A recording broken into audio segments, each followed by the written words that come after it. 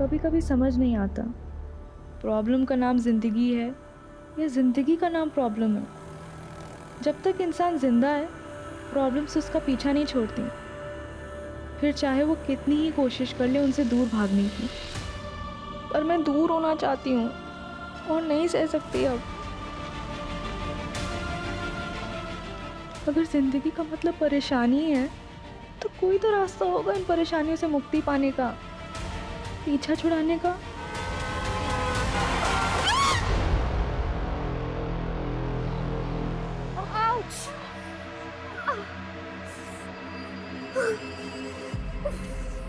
Oh God! क्या है यार? तू पागल है क्या? अगर तुझे ड्राइव करना नहीं आता तो तू मत चलाना स्कूटी। हाँ? प्रॉब्लम क्या है तेरी? हाँ? सॉरी यार। क्या सॉरी? अरे यार मुझे लग जाती तो। अरे मैं इस स्टूपिड कि तुझ पे बिलीव करके ना तेरे पीछे बैठ गई। तेरे को समझ नहीं आता? हाँ? बस कर यार मंजरी, मेरे पेरेंट्स की तरह क्यों बिहेव कर रही है? जैसे वो हर समय मुझे सुनाते रहते हैं। यार हो गई गलती, कोई जानबूझ के थोड़ी ना गिरे हैं हम। सॉरी यार, शायद गुस्से में ना मैंने कुछ ज्यादा ही बोल दिया। तुझे चोट तो नहीं लगी? नहीं, तुझे? लगी तो है, लेकिन तेरी ये स्कूटी से कम। इसका तो हाथ मुंह पैर सब तोड़ दिया हमने। चल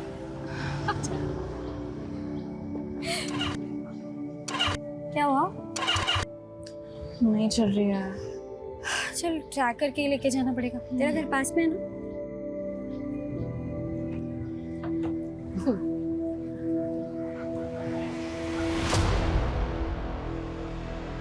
ऐसा हो ही नहीं सकता कि इनकी बकवास सुनने बिना ना हम लोग यहाँ से निकल जाए। हमेशा का ये लोग। बस चुप हो जा, चुपचाप यहाँ से निकल जाते हैं।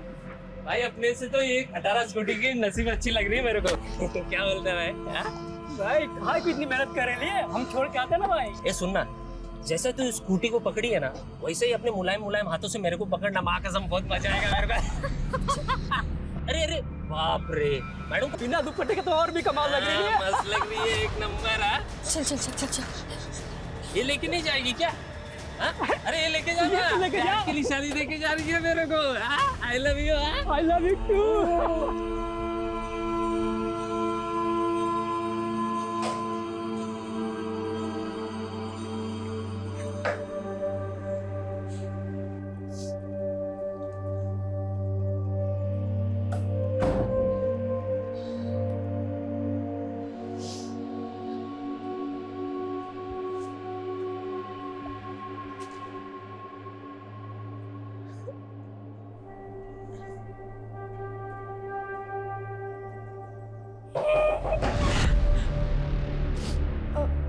आ रही हूँ बस, पढ़ाई करी थी। क्या कर रही है कब से? चल पापा बुला रहे। मम्मी पढ़ाई करी थी, बस आ रही हूँ। पढ़ाई? और तू?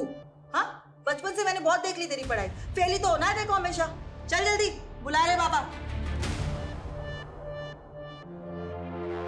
लो जी, आ गई आपकी महारानी। स्मिता, इंटरव्यू था ना आज तुम्हारा, क्या हुआ उसका? पापा वो नहीं हुआ। सीधे से बोलना रिजेक्ट हो गई। तेरे को शर्म नहीं आती? पढ़ाई में फेलियर, इंटरव्यू में रिजेक्शन। एक औलाद हुई थी, सोचा था बेटी बेटा बन के कुछ कमाएगी।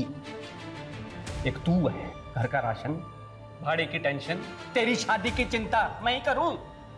पापा वो कंपनी के इंटरव्यूज की लिस्ट बनाई है, जॉब मिल जाएगी। बस बस, बहुत देख लिया तेरे इंटरव्यू के नाटक। तू खा सो, बस यही आता है तुझे। ये देखो, आंसू भर गए बस आंखों में। कुछ बोलो नहीं और इसका रोना धोना शुरू हो जाता है। मोटी चमड़ी हो गई, इसको कुछ फर्क ही नहीं पड़ता है। तुम बैठो, मैं चाय बना कर लाती हूँ।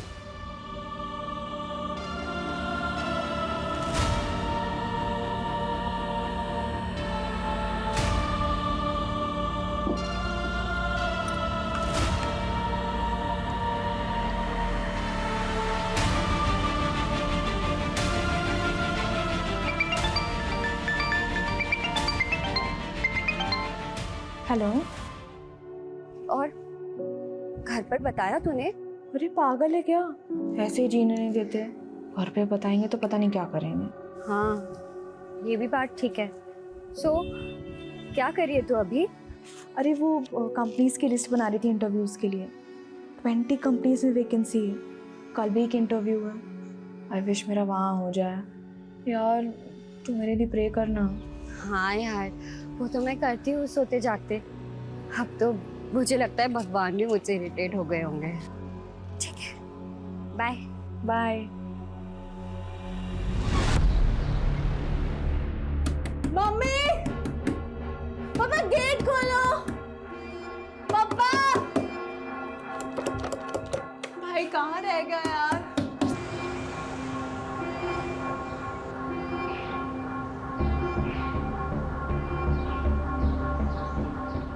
मम्मी दरवाजा खोलो ना।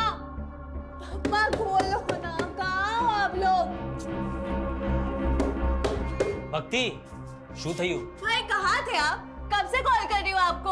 अरे मीटिंग में था और कहाँ रहूंगा। शू थयू? मम्मी पापा गेट नहीं खोल रहे, कब से नॉक कर रही हूँ। They must be sleeping. Mummy, पापा, are you all right in there? लगता है दरवाजा तोड़ना पड़ेगा।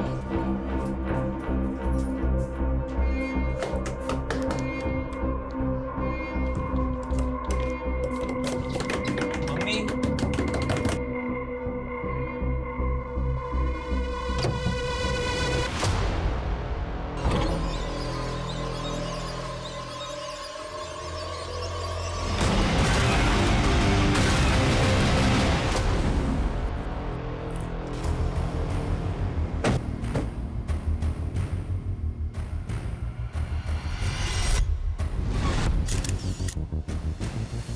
सर हमने चेक किया लेकिन कोई नोट नहीं मिला। अजीब बात है, बच्चे छोटे नहीं हैं।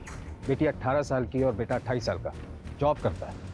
पर दोनों को कोई आइडिया तक नहीं है कि यहाँ पर उनके पेरेंट्स ने क्यों कर लिया। सर जब हमने भक्ति से बात की तो उसके अकॉर्डिंगली लगभग 4 घंटे पहले ही वो कर चुके होंगे।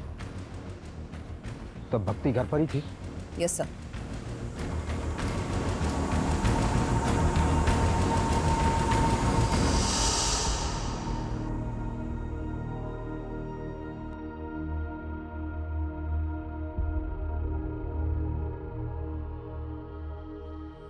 What?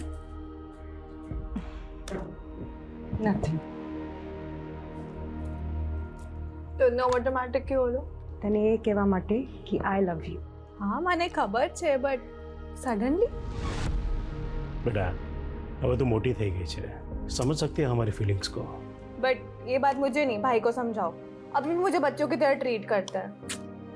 अच्छा जाओ, अभी मुझे सीरीज देखना है आज। चल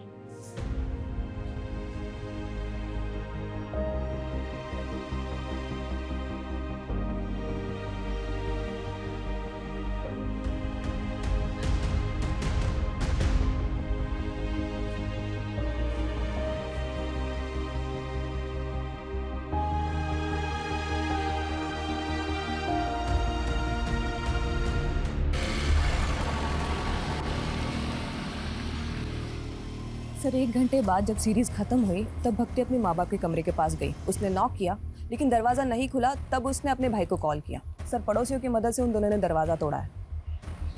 अच्छे खासे पैसे वाले लोग रखते हैं। अगर फाइनेंशियल क्राइसिस होता तो बच्चों को पता होता। तो ये करने का रीज़न क्या हो सकता है? नम्रता, इस पूरी फैमिली की A to Z डिटेल चाहिए मुझे। Yes sir.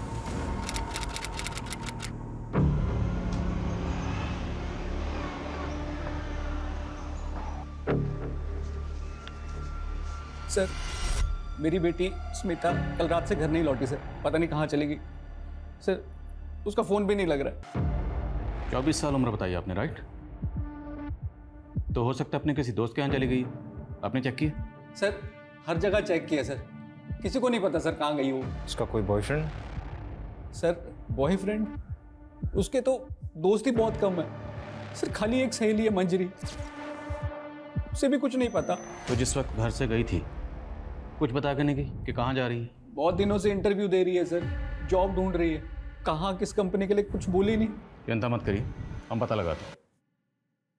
यस।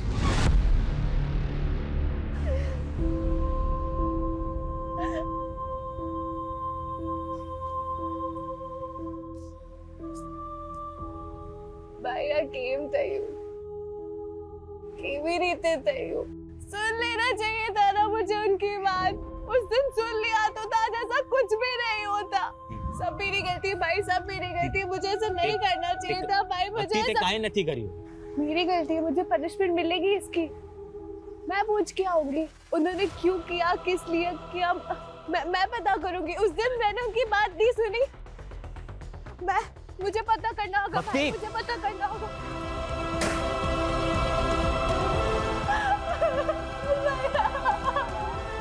भक्ति, गांडी थई गई छे तू। अपनी ही बेटी के साथ दुश्मन की तरह बर्ताव किया हमने, और तुम तो बेटी को बेटा बनाने पर तुल गए। सुबह शाम नौकरी पैसा, नौकरी पैसा, बस यही करते रहे। देखा, चली गई ना अब हमें छोड़कर। आज वो 24 साल की हुई तब तुझे समझ आया कि मैं उसके साथ गलत कर रहा था। अभी तक कहाँ था ये माँ का प्यार? गलती तो हमसे हुई है, हम उसे कभी समझ ही नहीं पाए। उसे वापस आने दो, हम अपनी गलती सुधारेंगे। मालूम है मुझे, वो हम लोगों को छोड़ के कहीं नहीं जा सकती। वो आएगी तब मैं उससे पूछूंगा। उसे एक बार भी ख्याल नहीं आया हमारा जाने से पहले।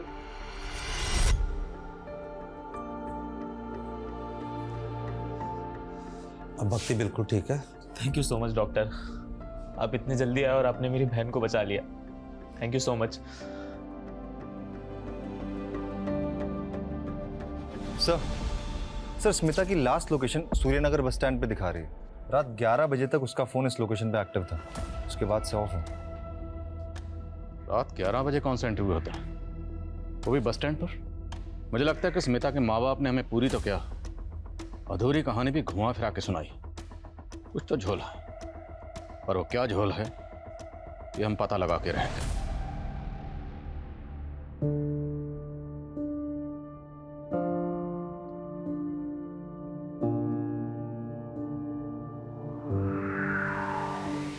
सर, हमने ऑलमोस्ट हर एंगल चेक किया, लेकिन शुभ और भक्ति के माँ बाप के सुसाइड का कोई रीजन सामने नहीं आया।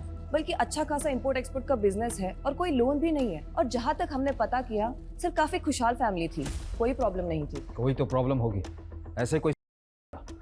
तुमने प्रॉपर्टी का एंगल चेक किया? यस सर, सारी प्रॉपर्टी दोनों बच्चों के नाम पर है और प्रॉपर्टी की वैल्यू ऑलमोस्ट 1 CR है। एक खुशहाल फैमिली, पैसों की कोई कमी नहीं, और एक दिन अचानक माँ बाप कर लेते हैं, क्यों? इन दोनों बच्चों के अलावा फैमिली में और कौन है? सर, एक चाचा और उनकी फैमिली है। हमें इनके चाचा से बात करनी होगी, शायद वहां से हमें कोई क्लू मिले।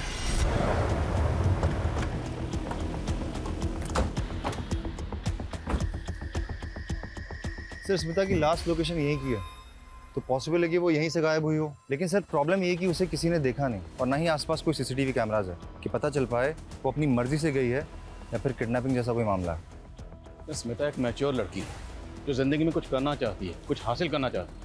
उसने कई जगह जॉब के लिए अप्लाई कर रखा। ऐसी मैच्योर लड़की बिना किसी को कुछ बताए अपनी मर्जी से कहाँ चली जाएगी? और अगर किडनैपिंग का मामला होता तब तक रैंसम का कोई कॉल आ गया, या उसके साथ कोई अनहोनी हुई होती या बुरा होता, तब भी हमें अपडेट मिल जाता। सर, हो सकता है उसकी फैमिली की किसी तरह की इन्वॉल्वमेंट है उसके गायब होने में, क्योंकि कैसे पॉसिबल है कि लड़की की रात की इंटरव्यू है और माँ बाप के पास कोई डिटेल ही नहीं। ठीक, इस एंगल को चेक कर। और स्मिता ने जिस कंपनी में जॉब के लिए अप्लाई किया था, मुझे सब कंपनीज की लिस्ट चाहिए। हमें हर वो पॉसिबिलिटी तलाशनी होगी जहां से हमें स्मिता के लिए कोई भी इन्फॉर्मेशन या क्लू मिल सके। सर स्मिता के पेरेंट्स के अकॉर्डिंग मंजरी उसकी इकलौती और बेस्ट फ्रेंड है, शायद उससे कुछ पता चले। सर, स्मिता मेरी बेस्ट फ्रेंड है, लेकिन मुझे उसके बारे में ज़्यादा नहीं पता। देखो, पहली बात तो यह, डरो मत। हम मानते हैं कि तुम्हें नहीं बता कर गई होगी कि कहाँ जा रही है, किसके साथ जा रही है, पर बेस्ट फ्रेंड है तो कुछ आइडिया तो होगा। सर, बस इतना पता है कि वो किसी जॉब इंटरव्यू के लिए जाने वाली थी, लेकिन कब कहाँ ये नहीं पता। इसके अलावा और कुछ नहीं पता? नहीं सर। लेकिन अगर स्मिता के साथ कुछ भी गलत हुआ तो जिन लोगों से हमने पूछा स्मिता के बारे में, हमें बाद में पता चला कि उन्होंने झूठ बोला था या कुछ छुपाया था, तो सब के सब जेल जाएंगे। क्योंकि झूठ बोलना और छुपाना क्राइम है, ये तो पता ही होगा तुम्हें। ठीक, चलो। सर, एक बात है जिसका स्मिता के गायब होने से ना लेना देना हो सकता है। क्या बात? अभी कुछ दिन पहले हमारे साथ कुछ ऐसा हुआ था जिससे स्मिता बहुत डर गई थी सर। डरो मत। क्या हुआ, बोलो। सर उसके लोकेलिटी के 2 लड़कों ने ना हमें बहुत हेल्प किया था, इतना कि उन्होंने स्मिता का दुपट्टा तक छीन लिया था। मैडम को पसीना आ गया रे। ऐसा कैसा पसीना आ गया, सोचना पड़ेगा ना। पहले भी वो लड़के परेशान करते थे, लेकिन जो उस दिन हुआ ना सर, उससे स्मिता उस गली से जाने से बहुत डरने लगी। सर स्मिता बहुत अंडर कॉन्फिडेंट लड़की है, इतनी कि उसने ये बात अपने मम्मी पापा तक को नहीं बताई। उठाओ उन दोनों लड़कों को। अकेली डरी सहमी लड़की देखकर सालों की मर्दानगी फूटी होगी। इन्होंने गायब किया होगा स्मिता को, यही सोचकर कि वापस आकर वो किसी को कुछ नहीं बताएगा। तेरा भेजा खराब हो गया है। क्या हो गया रे? क्या किया तूने? तेरी वजह से पुलिस कुत्ते की तरह हम दोनों को ढूंढेगी। क्या बकवास कर रहा है तू? साले बता दे कहाँ लड़की छुपा कर रखा है। साले अगर पुलिस हमसे पहले पहुंची ना, सीधे इनकाउंटर करेगी हम दोनों का। एक बार बोला ना मैंने कुछ नहीं किया है। आली बिली दिमाग का दही कर रहा है। चल निकल चल।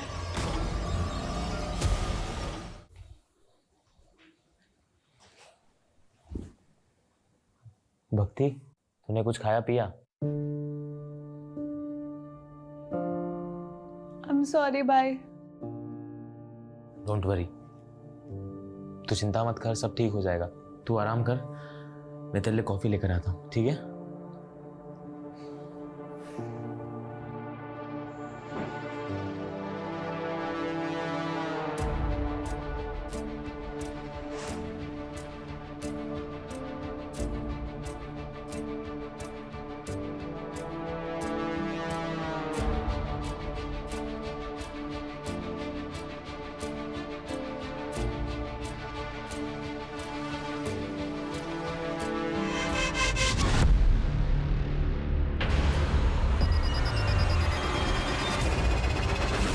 भक्ति,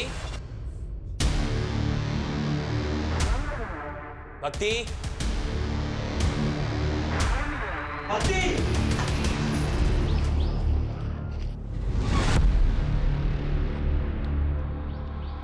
बॉडी काफी डिकम्पोज हो चुकी है।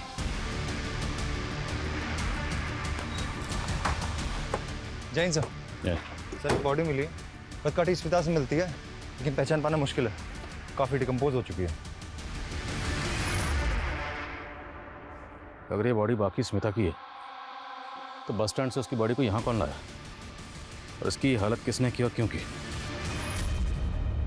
पेरेंट्स को बुला शनाख्त के लिए और बॉडी को पोस्टमार्टम के लिए भेजो। ये दूसरी बार हुआ है जब उसकी जान बच गई।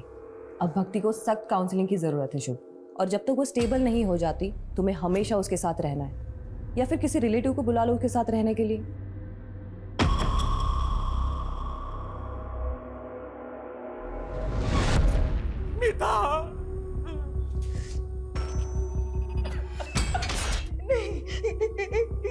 ये स्मिता नहीं है।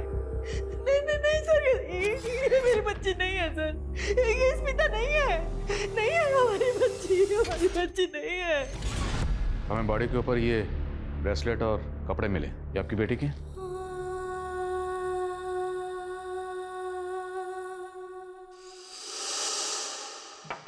रुक, मैं और तेरी माँ हर वक्त ये सोचते रहते हैं कि खर्चा कैसे चलेगा, और एक तू है जरूरत छोड़कर ये गहने खरीद रही है। पापा ये मैंने नहीं खरीदा है, वो मंजरी ने अपनी पहली सैलरी से गिफ्ट किया है। सर, ब्रेसलेट स्मिता का है सर।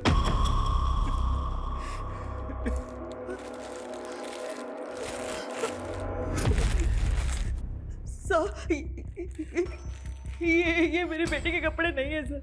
जब स्मिता घर से गई थी तो ये कपड़े पहन के नहीं गई थी। लेकिन प्रदीप जी का कहना है कि ब्रेसलेट स्मिता का ही है। सर ये भी तो हो सकता है ना कि किसी और लड़की के पास मेरी स्मिता जैसा ब्रेसलेट हो।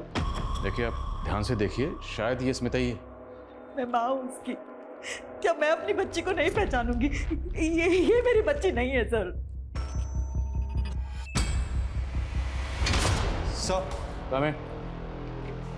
सर ये उन 20 कंपनीज की लिस्ट है जिसमें स्मिता ने जॉब के लिए अप्लाई किया था। 10 कंपनीज में हम पूछताछ कर चुके हैं पर कुछ हाथ नहीं लगा। और वो दोनों लड़के सनी और विकी जो स्मिता को हरास कर रहे थे, उनकी क्या अपडेट है? दोनों ही अंडरग्राउंड है सर। विकी के बारे में कोई रिकॉर्ड तो नहीं मिला, लेकिन सनी हिस्ट्री शीटर है। अपनी ही भाभी का उसने मर्डर और रेप के चार्जेस है उस पर। बेल पर बाहर है क्योंकि अभी तक कोई सॉलिड प्रूफ नहीं मिला उसके अगेंस्ट।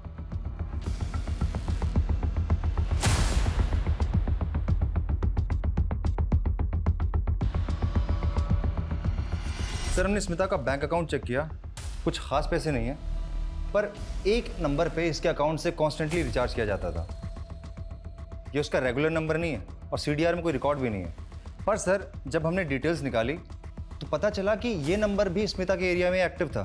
इसकी भी लास्ट लोकेशन वही बस स्टैंड है और ये भी तभी से बंद है जब से स्मिता गायब हुई थी। तो इसका मतलब स्मिता के पास एक नहीं दो नंबर थे और इस दूसरे नंबर के बारे में किसी को कुछ पता नहीं।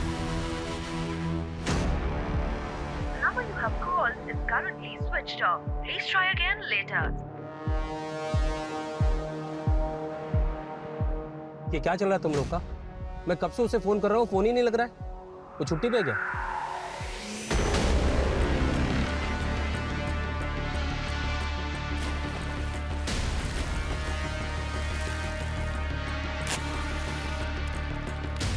हाँ भाई, उसका पेमेंट का बहुत इशू रहता है यार।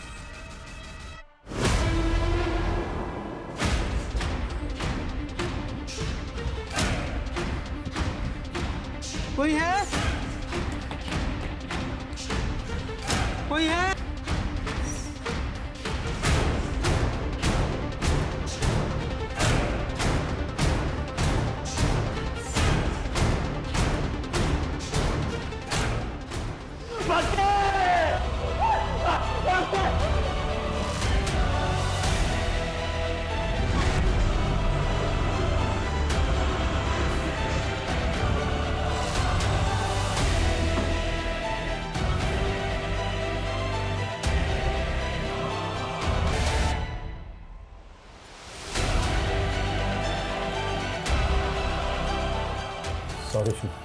Sorry for your loss.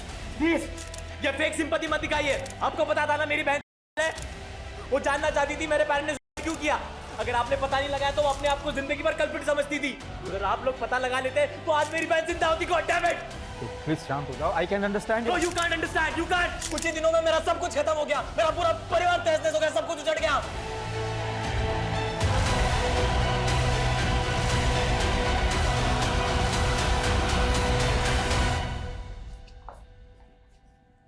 Sir जिसका डर था वही हुआ। भक्ति डिप्रेस थी और ऑलरेडी 2 अटेम्प्ट कर चुकी थी और सर हमें शक था कि वो तीसरी बार भी अपनी जान लेने की कोशिश करेगी और वही हुआ।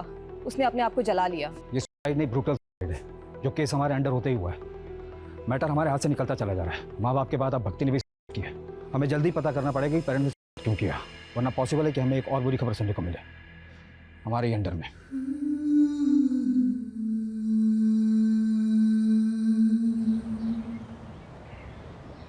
सर हमारा शक सही था। उस नंबर के बारे में स्मिता के माँ बाप को भी नहीं पता। वो वाकई उसका सीक्रेट नंबर था। बाकी सर ये कॉल डिटेल्स हैं, काफ़ी सारे इनकमिंग कॉल्स हैं, लेकिन एक नंबर है जिससे कुछ ज़्यादा ही कॉल्स की गई हैं। किसका नंबर? सर ये नंबर 55 साल के किसी राजीव राठौर का। राजीव राठौर? ये 55 साल का राजीव राठौर स्मिता से इतनी क्या बातें करता था, वो भी इसके सीक्रेट नंबर पर? उठाओ इसे। Yes sir. Secret number? Smita? Sir आप क्या बोल रहे हैं, मुझे कुछ समझ में नहीं आ रहा सर। खुल गए कान? अब दोबारा बोलूंगा। स्मिता कहाँ है? क्या किया तूने उसके साथ? क्यों करता था उसे बार बार फोन? सर मैं सच बोल रहा हूँ सर। मैं किसी स्मिता को नहीं जानता सर। याद है? सर ये स्मिता नहीं है सर, ये तो लिली है सर। लगता है इसके कान ही नहीं, इसका दिमाग भी खराब। इसको पहले दिमाग दुरुस्त करो फिर बात करते हैं। सर मैं सच बोल रहा हूँ सर ये लिली है सर, ये स्पा में काम करती है सर, और मैं इसका क्लाइंट हूँ सर। मेरे जैसे बहुत सारे क्लाइंट हैं सर इसके सर। तो कुछ भी बकवास करेगा और हम यकीन कर लेंगे? सर मैं सच बोल रहा हूँ सर, ये स्मिता नहीं, ये लिली है सर। आपको विश्वास नहीं तो सर आप इसके मैनेजर से पूछ लीजिए सर। मैं 1 महीने पहले स्पा गया था तो वहाँ मुझे मिली थी सर। ये लिली है सर। आइए आइए सर, वेलकम। कैसे हैं आप? मैं बढ़िया शहर, कुछ नया दिखाइए। कब तक वही पुराना स्टॉक चलाते रहेंगे आप तो हमारे पुराने क्लाइंट हैं सर, आपकी बात को कैसे टाल सकते हैं। जाइए, सरप्राइज है आपके लिए।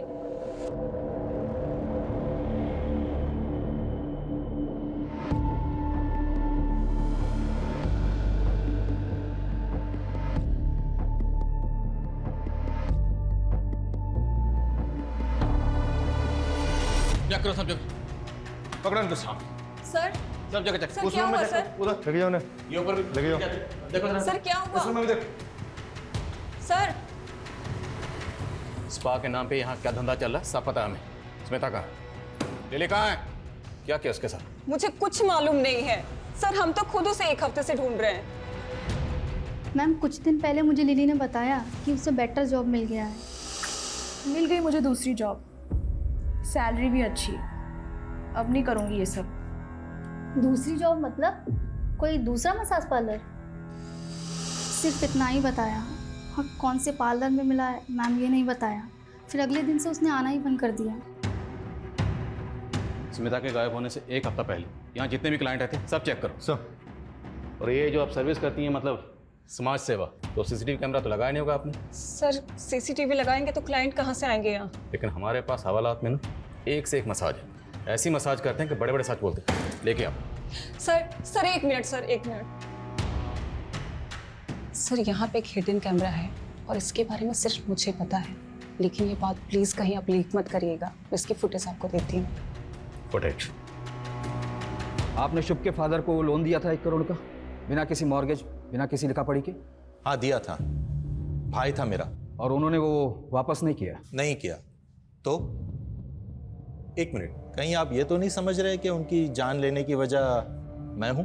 काफी हद तक आप सही समझ रहे हैं। कोई भी इंसान किसी परेशानी में करता है।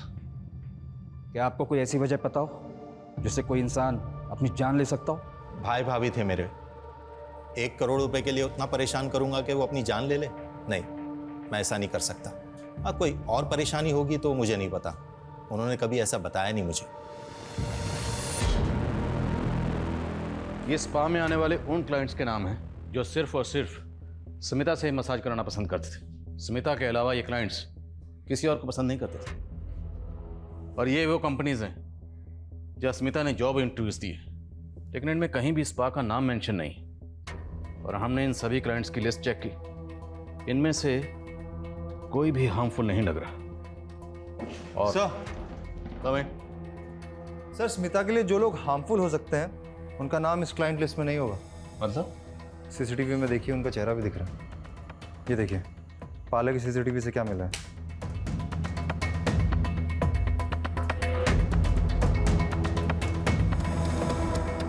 बड़ा रंगीन और शौकीन आदमी निकला तू।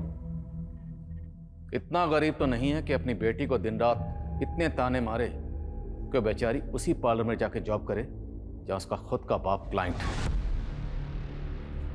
वैसे कैसा लगा खुद की बेटी को उसी पार्लर में देखकर जहां तो खुद मजे करने जाता है? बहुत गाली दिया मैं खुद को, सब मेरे प्रेशर की वजह से ही मेरी बेटी को ऐसा गंदा काम करना पड़ा।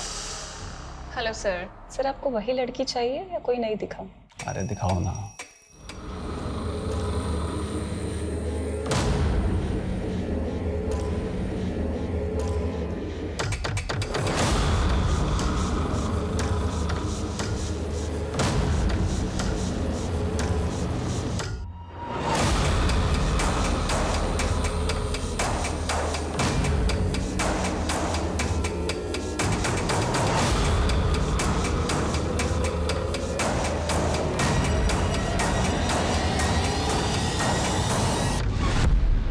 साले तो शुरू से ही झूठ बोल रहा है। वो केयरिंग बाप, रोना धोना सब नाटक था तेरा, जबकि तूने खुद स्मिता को मजबूर किया ऐसा बुरा काम करने के लिए। और फिर पार्लर में जब तुमने अपनी बेटी को देखा तो तेरे अंदर का वो मर्द जाग गया और तूने उसे गायब कर दिया, है ना? गायब किया या मार दिया उसे? कहाँ स्मिता? बोल बोल। नहीं सर, मैंने कुछ नहीं किया सर, मैं तो पछता रहा हूँ अपनी गलती में। स्मिता के फोन से आखिरी कॉल तुझे किया गया था, क्या बात हुई थी? पापा मेरी जॉब लग गई है, काम भी रिस्पेक्टफुल है और सैलरी भी अच्छी है। बाकी डिटेल्स घर आके बताती हूँ। सॉरी अगर आप हर्ट हुए हो मेरी वजह से। काश मैं तभी समझ जाता कि वो मेरी गलती की, मैंने उससे बात तक नहीं की, हमेशा उसको फेलियर, लूजर फील कराया। असल में लूजर वो नहीं, मैं हूँ।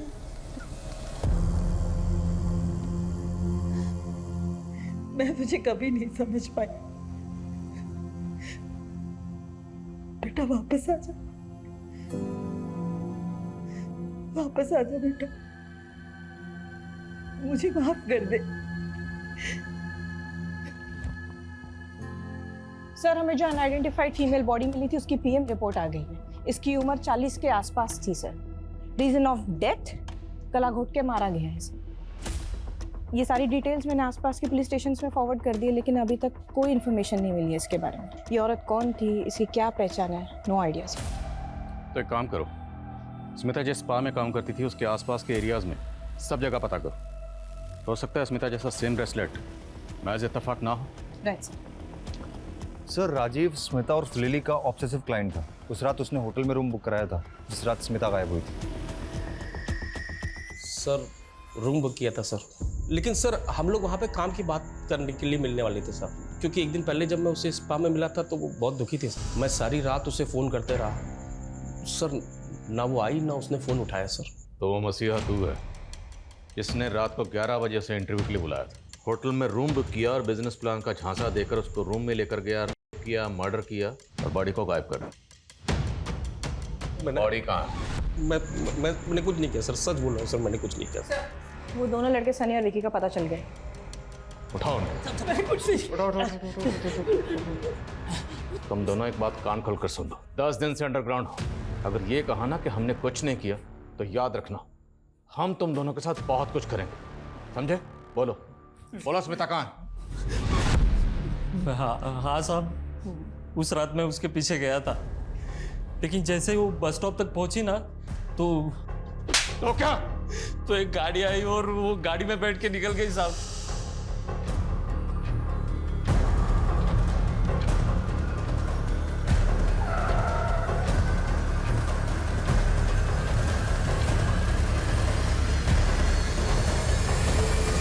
कौन सी गाड़ी थी साहब? वो तो याद नहीं साहब, ध्यान नहीं रहता ना वैसे, लेकिन गाड़ी बड़ी थी साहब। बहुत बड़ा खुलासा किया तुमने। अब याद रखना, जब तक सच नहीं बोलोगे ना तुम लोगों की धुलाई भी बहुत बड़े डंडे से करेंगे। चालू रखो, जब तक सच ना बोले तोड़ो साला। पूरे चांसेस हैं कि शायद ये दोनों झूठ बोल रहे हैं, पर फिर भी पता करो इनकी कार वाली कहानी में कितनी सच्चाई है। Yes sir.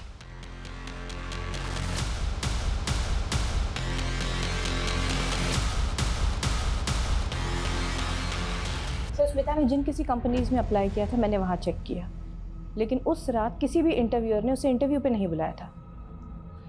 ओ राजीव जिसने होटल में रूम बुक किया था उसकी हिस्ट्री क्रॉस चेक की? यस सर, और हमने स्मिता के क्लाइंट्स की लिस्ट को भी रीचेक किया।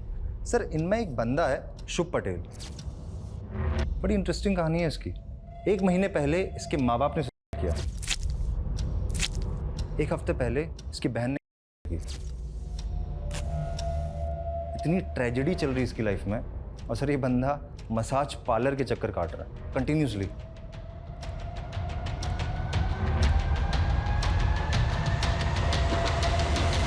सर मुझे डाउट है कि माँ बाप ने नहीं किया बल्कि उनका मर्डर हुआ है। उनकी मौत को अभी 1 महीना भी नहीं हुआ और शुभ एजेंट से मिलकर सारी प्रॉपर्टी बेचने की बात कर रहा है। जब माँ बाप ने किया था तब ये शुभ कहाँ था? अपने ऑफिस में था।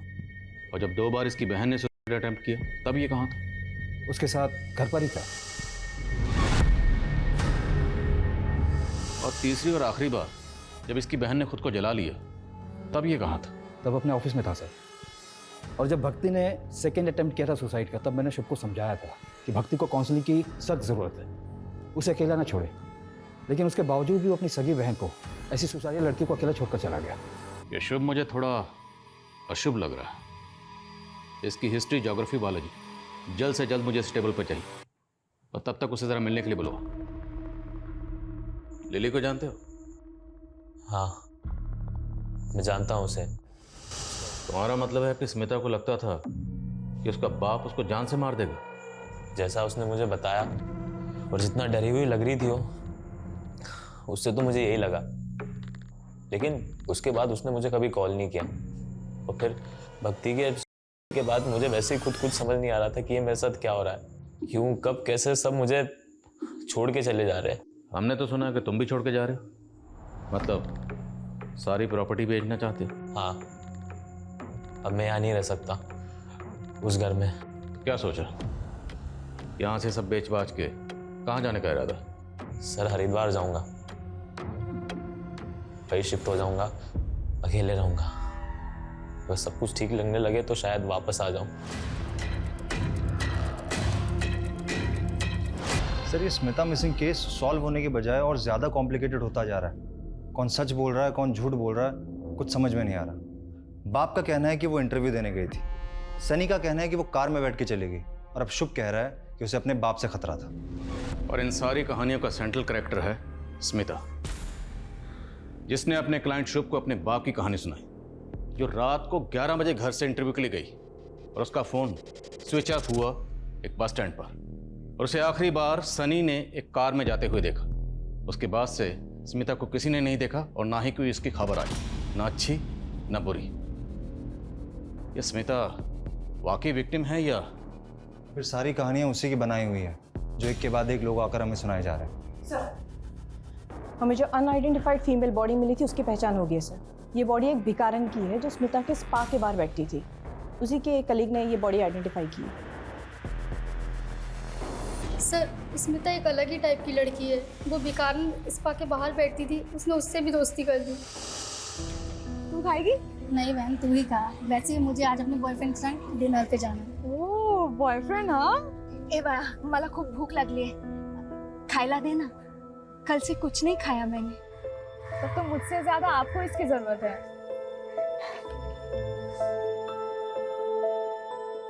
अच्छा लगा? बहुत सुंदर है। चाहिए?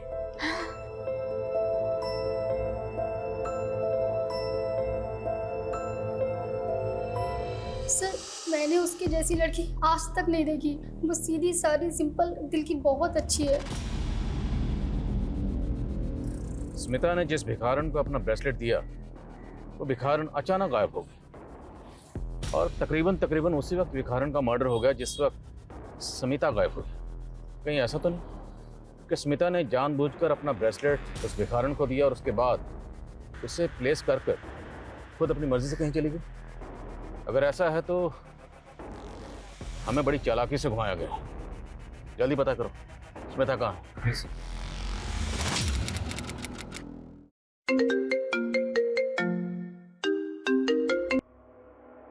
हेलो, क्या?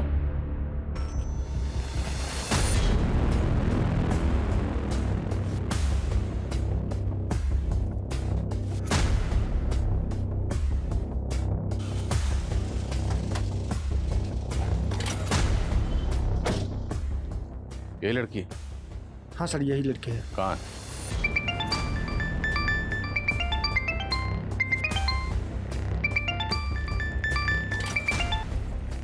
हेलो,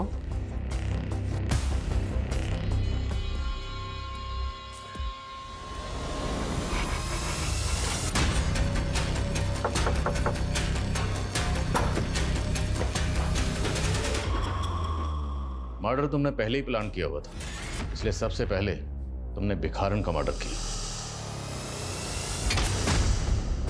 मर्डर करने के बाद तुम्हें ध्यान में आया कि बॉडी का पोस्टमार्टम भी होगा, और जब पोस्टमार्टम होगा तो विक्टिम की एज पता चल जाएगी। तुम्हारी प्लानिंग फेल हो जाएगी, उल्टे फंसने के चांसेस और हैं। फिर तुमने एज ब्रैकेट को ध्यान में रखते हुए दूसरा मर्डर प्लान किया। मैंने पापा को बोल दिया कि मेरी अच्छी जॉब लग गई है, पर मुझे ये पूछना था कि आप मुझे 40,000 सैलरी दोगे तो मुझे करना क्या होगा?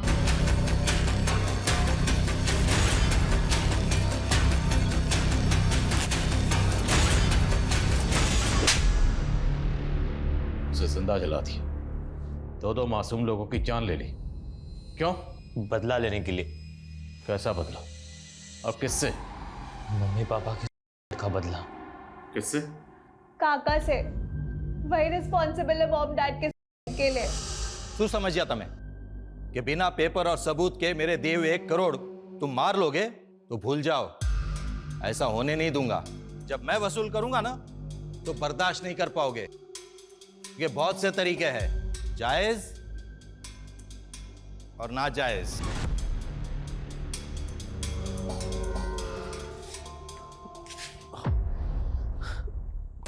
क्या थी आपको 1 करोड़ रुपया?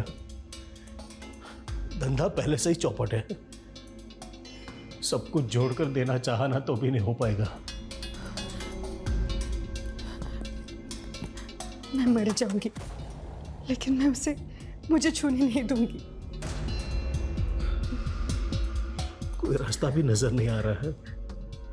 समझ में नहीं आता कि ऐसे हालात से बाहर कैसे निकले। पर पुलिस केस को इन्वेस्टिगेट करने को तैयार ही नहीं थी और हमारे पास कोई प्रूफ नहीं था कि काका की प्रेशर के वजह से मम्मी पापा ने कर ली। हमें अपनी प्रॉपर्टी बेचनी थी फ्यूचर को सिक्योर करने के लिए। काका को जेल भी भिजवाना था क्योंकि हमें पता था किसी न किसी दिन काका हमसे हमारी प्रॉपर्टी भी हथिया लेंगे। मैं उन दिनों किसी न किसी को ढूंढ ही रहा था कि तब मुझे मसाज पार्लर में स्मिता मिली। वो भक्ति के एज और बॉडी टाइप के अकॉर्डिंग थी।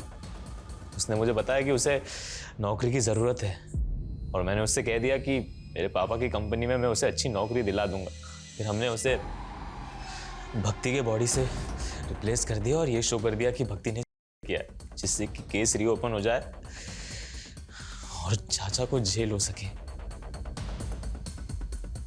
उम्र देखो इनकी, उम्र देखो और इनका शैतानी दिमाग देखो। षड्यंत्र रचा। माँ बाप ने किया, यतीम हो गए, अनाथ हो गए हो, लेकिन फिर भी तुम लोगों के ऊपर तरस नहीं आ रहा। दिल कर रहा है कि तुम लोगों की हड्डी पसली एक कर दूं।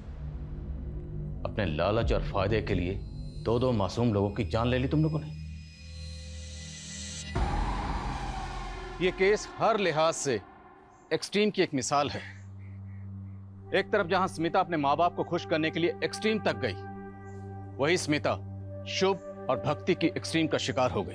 ये केस समाज के बिगड़ते हुए हालात और इंसानियत की गिरती हुई तस्वीर को बयान करता है।